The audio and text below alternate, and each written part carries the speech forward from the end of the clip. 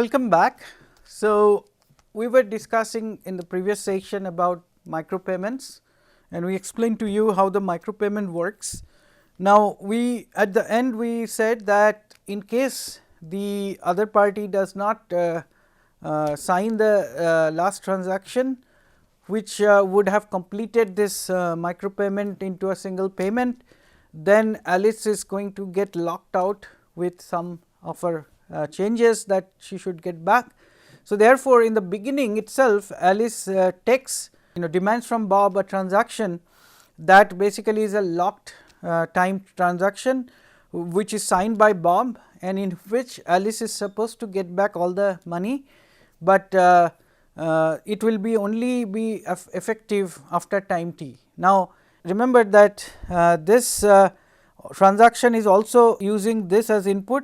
If this is ever accepted, then this cannot be accepted. If this is accepted, this cannot be accepted. So, once this transaction goes through, it will not be effective, and if this transaction goes through, this cannot be effective, right. So, that is the first thing. Second thing is that what lock until time t refers to is what we skipped earlier when we were discussing the metadata part of the transactions in Bitcoin. So, let us look at that again. So, this is the lock time feature, and we earlier we saw it was 0, which means that it is immediate transaction, and here it says lock time as a time or the block number, right. So, it could be the timestamp of the blocks. This transaction will not validate until that particular timestamp is arrived or crossed, or if it is a block number, then if that particular block number has been already is being mined. So, there that is the idea of the lock time, and this is being used in this micropayment transactions. So, it could be a block index and or the timestamp, and this transaction cannot be published in the sense that it cannot be put in a block until that block number or the timestamp has arrived. So, next so we have seen the transactions. Now, we look at the Bitcoin blocks.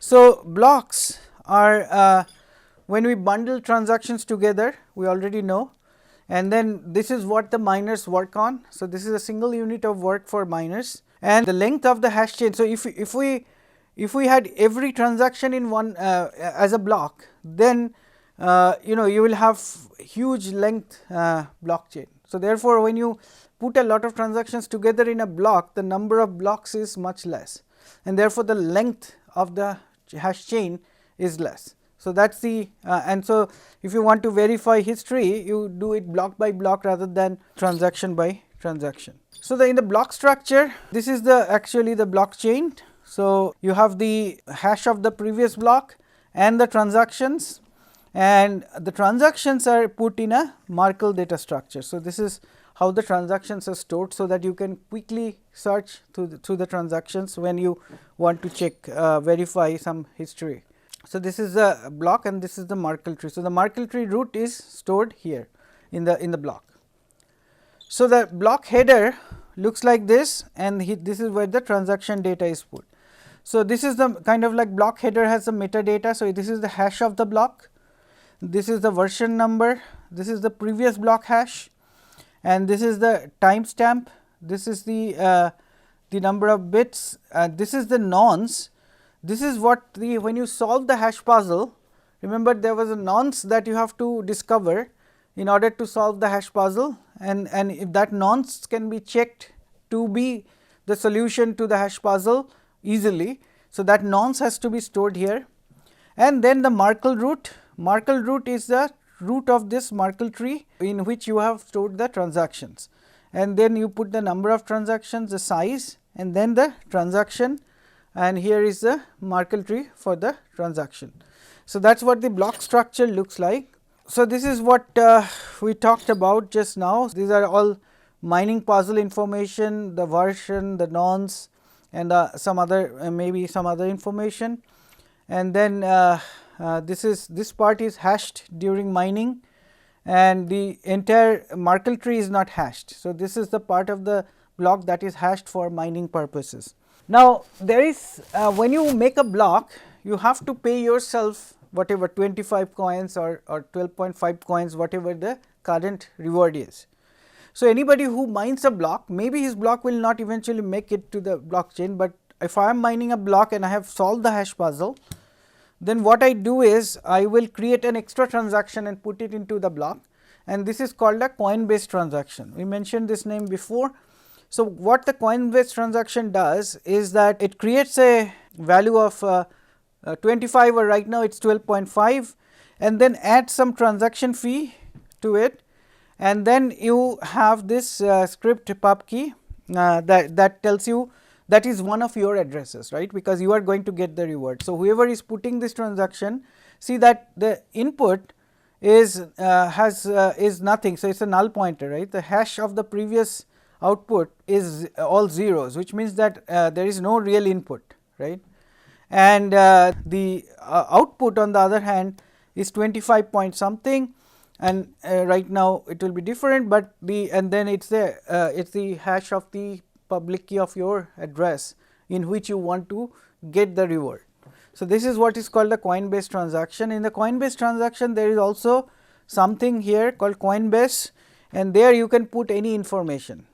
So, coinbase field can be an arbitrary information, and so this arbitrary information can also be used to store some information for the future. So, what this is that in the first ever coinbase parameter, in the very first block, that is the genesis block, the creator of Bitcoin blockchain put this information, the times 3rd January 2009, chancellor on brink of second bailout for banks. So, we discussed this earlier that the Bitcoin blockchain actually came as a rebellion against the 2008-2009 slowdown economic crisis which was precipitated by the banking sector. So, that seems to be this use of this particular arbitrary string in the first coinbase parameter kind of justifies that suspicion that that was the reason why the Bitcoin blockchain was created. You can actually go to blockchain.info, and there are many other sites, and you can actually look at browse through all transactions, because the Bitcoin blockchain is actually all public. So, all the information, all the transactions on all the blocks, they are all visible to anybody who wants to see, and there are websites which get the data from the blockchain and make it viewable in nice format. So, this is what you can see. So, this is about one particular transaction, and it shows the size, the receive time, which block number it was added to, how many confirmations it has, and then you can actually see the tree chart, and also you can see inputs amounts, output amounts. So, there is a 0.0001 transaction fee given in this transaction, and how many transactions, how many bitcoins were transacted, this kind of information. So, you can actually browse this kind of information by going to the blockchain.info to get yourself some familiarity with this. So, now let us talk about the Bitcoin network. So, we said earlier that Bitcoin actually runs on a P2P network. The P2P network is basically an overlay network on top of the TCP IP network, and on top of this P2P network is running the Bitcoin application level protocol. So, it is an ad hoc protocol, and it runs on TCP port number 8333. So, an ad hoc network with random topology gets generated as the overlay network on the standard internet. All nodes are equal. So, there is no like a client server kind of architecture. New nodes can join any time. The barrier to entry is very small, and also you can forget non-responding nodes after 3 hours, but the node can actually again wake up and join. So, let us see how the joining works. So, the joining the Bitcoin P2P network can be described with this figure, very nicely done by Arvind Narayanan. Here is, let us say, the existing P2P network, and suppose you want to join. So, you say I want to join. So, you send out a message, and there are something called seed nodes. So, seed nodes you can figure out most of the Bitcoin software. When you download them, it usually has the seed nodes listed in them. So, you can actually send message to the seed nodes first to start contacting the P2P network participants.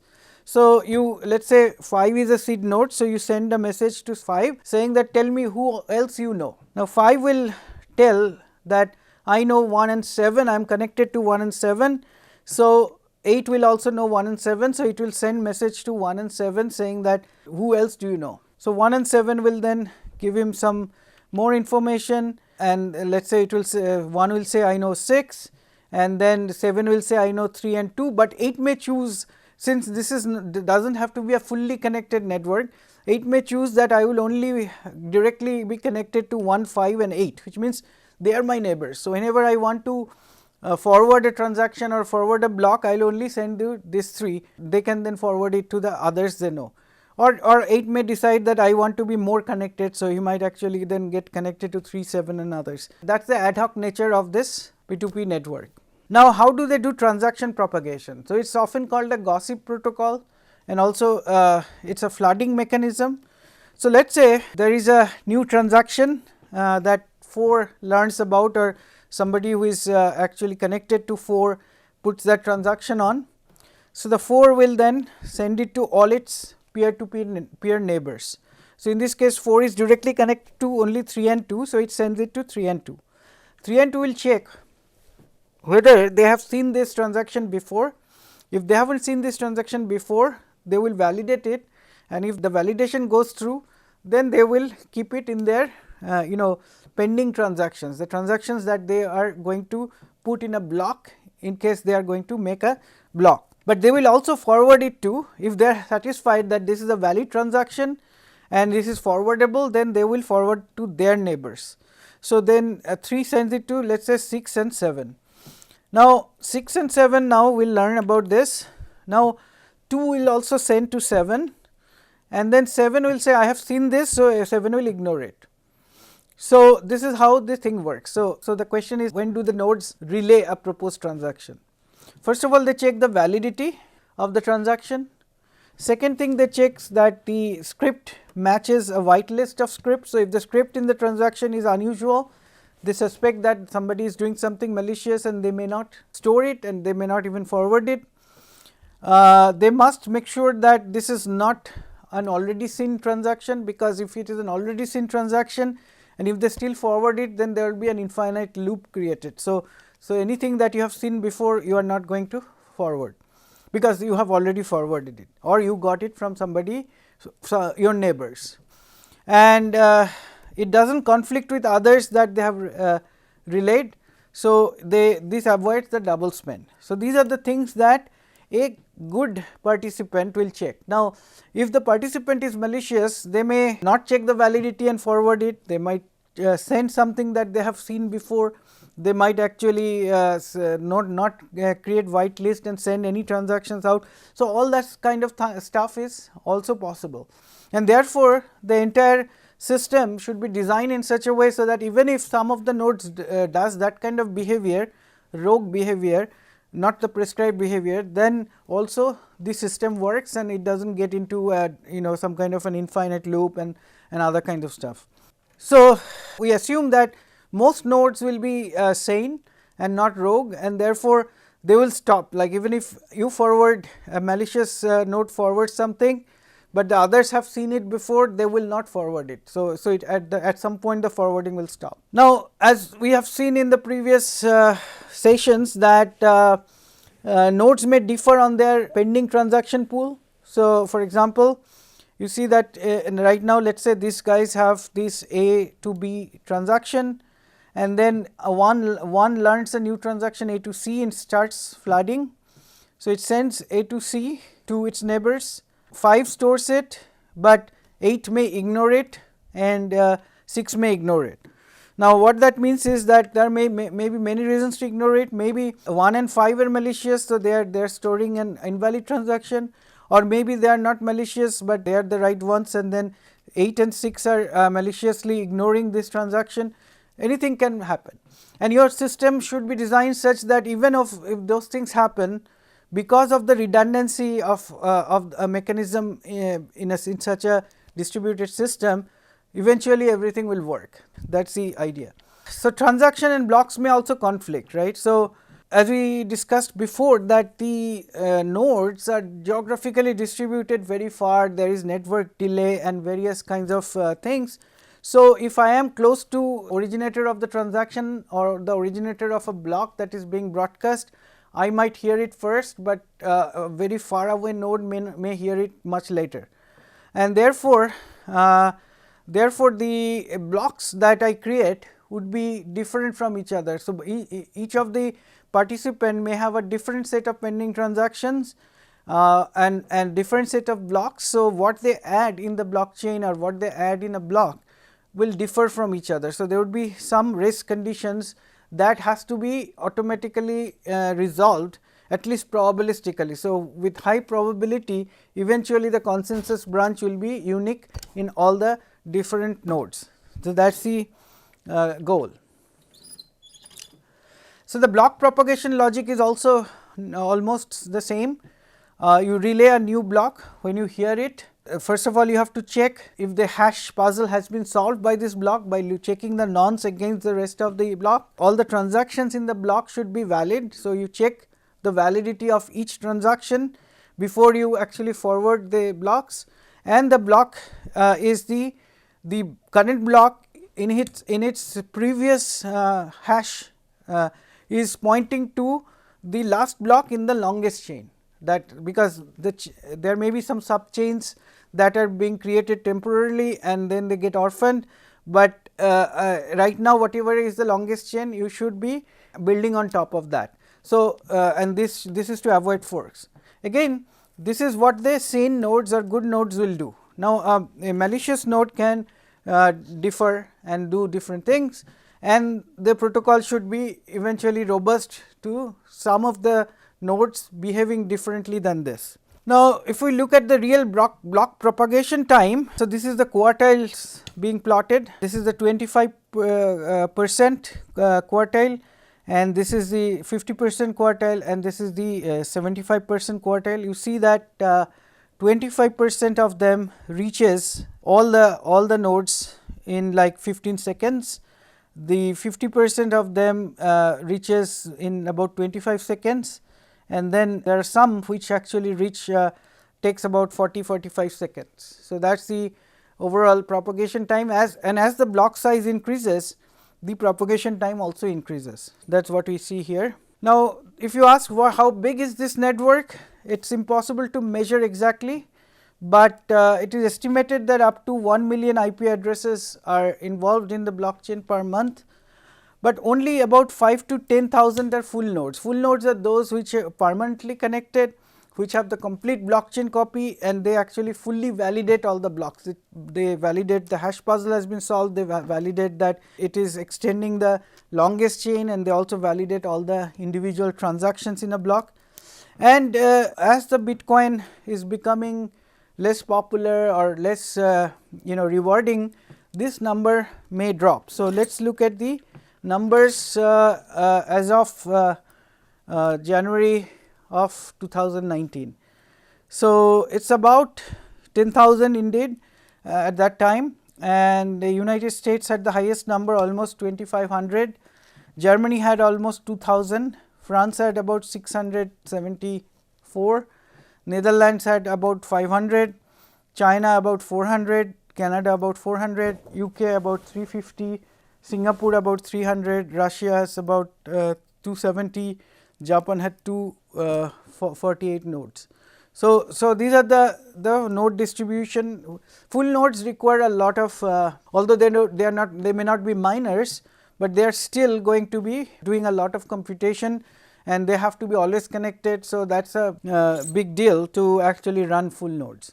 So, these are called fully validating nodes, and they store the entire blockchain, and they hear and forward every node and transaction.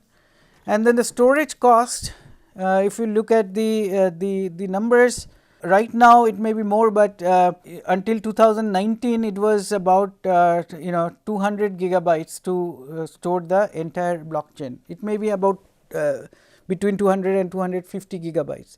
So, you also have to, if you have to store the entire blockchain, you need to have a lot of space also, right. 250 gigabytes is a lot of space, and it increased over time It was in 2016 it was about 50 gigabytes, and then by 2018 it was 200 gigabytes. So, you can see how fast it was growing at that time. And also they have to track the unspent transaction output or UTXO set, because if a transaction is being referred to as input to a transaction, it must be one of the unspent transactions. Everything else can be stored in the disk. So, you can actually cache this information from the blockchain, and rest you do not really need to use that often to validate transactions.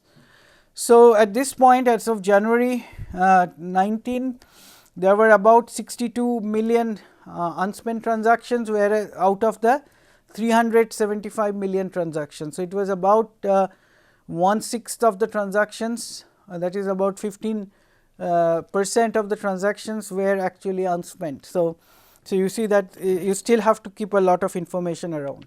So, thin clients which are not fully validating nodes, they do not store everything, they store the block headers only. They request transactions as needed, and they trust the fully validating nodes for doing the actual validation.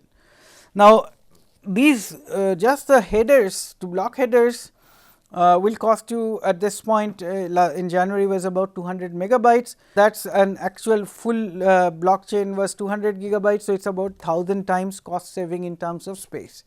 So, wallets, for example, if you have a blockchain wallet that usually has an SPV built into it, it is a simple client. So, they are not fully validating, they only worry about transactions that are relevant to them. So, if somebody is paying your wallet money, then it actually keeps track of those and validate those. Now, there is a diversity of the software that is being used here. So, for example, 90% of the nodes run the core Bitcoin, that is C++, and then there are some Java clients, and there are some other C++ clients, and there are Go clients, and then there is the original client that was designed by Satoshi Nakamoto. So, we will now finish by discussing very quickly the limitations and improvements. So, first of all, there are some hard coded limits in Bitcoin: 10-minute average creation time per block, 1 megabyte size for the block. There was a discussion on actually having a forking of the blockchain to actually increase it to 2 megabytes, but as far as I know, it has not happened. 20,000 signature operations per block, and every Bitcoin is divided into 10 to the 8 satoshis per Bitcoin. So, the resolution of paying Bitcoin is about 10 to the 8, and there is 21 million total Bitcoins maximum. We discussed this before, and only way to create Bitcoin was through mining, and the mining rewards have been decreasing, and by 2040 it will reach 21 million when it will stop. So, these are hard coded limits of the Bitcoin blockchain. There is a throughput limit, because if you have only 1 megabyte per block, and on an average each transaction is about 250 bytes, then you can have only so many, about I think 40,000 or so transactions, and they confirmed in 10 minutes. Because until the block is mined, you have not seen it into permanence, although actually you have to wait for 60 minutes to see 6 confirmations, but assuming that you do so many, you are okay with 0 confirmation, even then you are actually having only a block full of transactions, and then that turns out to be about 7 transactions per second.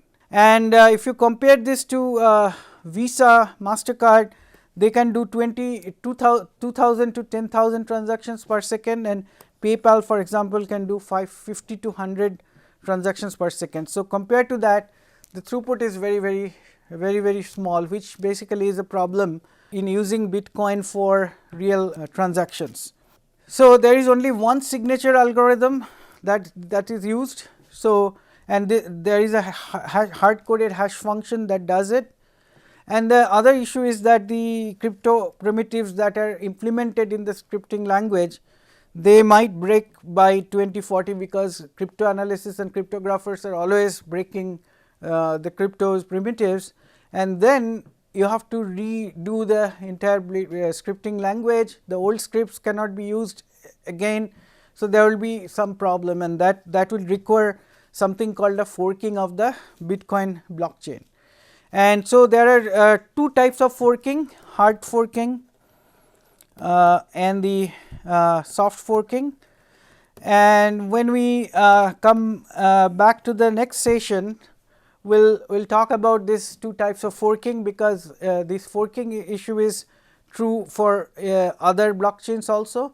So, we have to understand what forking means. So, in this session we will end here by just saying that there are certain limitations of the blockchain, especially in terms of the longevity of the current version, because of the cryptographic primitives might be dated by 2040, and therefore we will have we have to do some in the scripting language, and that would require a change in the entire blockchain infrastructure, and that would require some forking, and we will discuss forking in the next session.